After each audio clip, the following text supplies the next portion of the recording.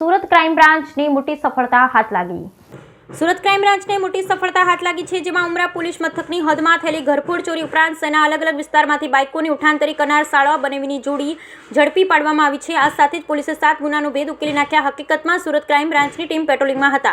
આ દરમિયાન બાતમીના આધારે શહેરના અલગ અલગ વિસ્તારમાં બાઇકો તેમજ ઘરફોડ ચોરી કરતા આરોપી રોહિત દેવીપૂજક ઉર્ફે મોડેલ અને હરેશ દેવીપૂજકને અડાજણ સ્થિત રામજી ઉવારા પાસેથી ઝડપી પાડવામાં આવ્યા, જેમની પાસેથી પોલીસ ચોરીની 7 જેટલી બાઇક મોપેડ કબજે કર્યા। પોલીસની પ્રાથમિક પૂછપરછમાં આરોપી રોહિત ઉર્ફે મોડેલ હિસ્ટ્રી સીટર છે, જે ઘરફોડ ચોરી અને વાહન ચોરીનો રીઢો આરોપી છે। મોડેલ મહેસાણાથી ચોરી કરવા સુરત આવતો, પહેલા વાહનની ઉઠાંતરી કરતો, જે બાદ ઘરફોડ ચોરીને અંજામ આપી બાઇક સાથે ફરાર થઈ જતો।